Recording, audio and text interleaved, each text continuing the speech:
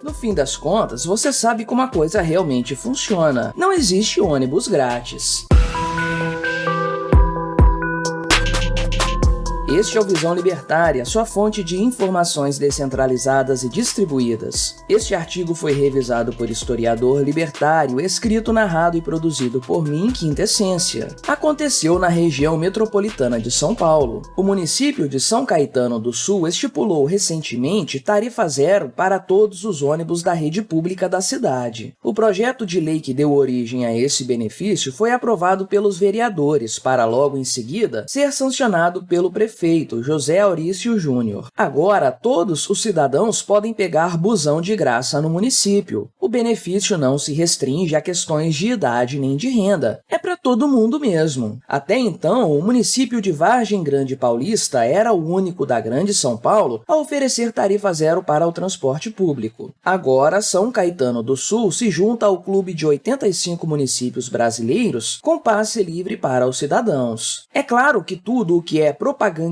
como sendo grátis costuma despertar desconfianças, mas ainda vamos chegar nesse ponto. Primeiro, vamos às justificativas apresentadas pela prefeitura da cidade para a adoção desse projeto. Em primeiro lugar, foi levantada a questão da poluição. É bem sabido que outros veículos consomem mais combustível por passageiro que os ônibus. Isso se aplica, inclusive, às motos. Portanto, fornecer tarifa zero para a população levaria a uma redução na emissão de gases poluentes e deixaria a cidade mais limpa. Em segundo lugar, foi colocado o ponto do benefício para a população. Afinal de contas, quem não gosta de uma passagenzinha de ônibus de grátis, não é mesmo? A verdade é que, assim como acontece com o almoço, não existe ônibus grátis. Conforme estipulado pelo projeto de lei, a prefeitura vai pagar diretamente à empresa Viação Padre Eustáquio, a VIP, concessionária de transporte público da cidade, a totalidade da tarifa, um valor de R$ 5,00 por pessoa. Ou seja, existe sim um custo real nessa história, porém esse custo não é aparente para o consumidor final do serviço. Atualmente, circulam pela cidade 15 mil passageiros por dia no transporte público. Pelas contas da prefeitura, o gasto previsto nessa brincadeira é de R$ 2.900.000 por mês. Mas os cidadãos de São Caetano do Sul podem ficar tranquilos. O prefeito disse que a cidade tem grana em caixa para torrar. Em primeiro lugar, precisamos nos questionar: será que esses cálculos estão corretos? É óbvio que, conforme nos ensinam as leis de mercado, se o preço aparente de um serviço é zero, então sua demanda tende ao infinito. E, de acordo com a prefeitura, haverá um aumento de 50% na demanda pelo transporte público. Portanto, já existem planos para que a frota total de ônibus no município seja aumentada, com a adição de mais 5 veículos, totalizando 54 ônibus para atender a essa demanda crescente. Agora, como um aumento de 10% na frota de ônibus vai acomodar um aumento de 50% na demanda, eu deixo para você adivinhar. Vamos prosseguir colocando em xeque os argumentos apresentados pela prefeitura. Toda essa história de combate à poluição é uma grande bobagem. Veja que, por exemplo, o custo de andar de moto é muito baixo, mas o benefício é alto. O que o motociclista vai preferir? Perder tempo no ponto de ônibus e ainda dividir uma cadeira com desconhecidos sem custo financeiro? Ou continuar andando de moto a um custo baixo? Percebe-se que o benefício da tarifa zero, nesse caso, não é muito grande, pelo menos não o suficiente para fazer o motociclista deixar a moto na garagem. Isso também se aplica aos carros. Tem muita gente que anda num veículo próprio porque tem condições financeiras. Essas pessoas geralmente não querem abrir mão disso para transitar de forma gratuita no transporte público. Por outro lado, muitas pessoas que hoje circulam pela cidade de bicicleta ou mesmo a pé vão querer andar de ônibus grátis. Ou seja, nesse caso, a poluição vai aumentar ao invés de diminuir. No fim das contas, o que realmente motiva esse tipo de projeto de lei é o interesse das empresas de ônibus, que vão ganhar muito dinheiro nessa história. Por exemplo, a VIP, inclusive, já está às voltas com a Prefeitura de São Caetano do Sul há algum tempo. Houve algum desarranjo por conta da prorrogação por 10 anos de seu contrato de concessão no fim da gestão anterior. A coisa repercutiu tanto que foi parar até no Tribunal de Contas do Estado. Antes disso, a própria licitação que deu à VIP o contrato no transporte coletivo municipal foi alvo de disputa judicial. Naquela época, 2014, o valor total do contrato era de R$ 120 milhões.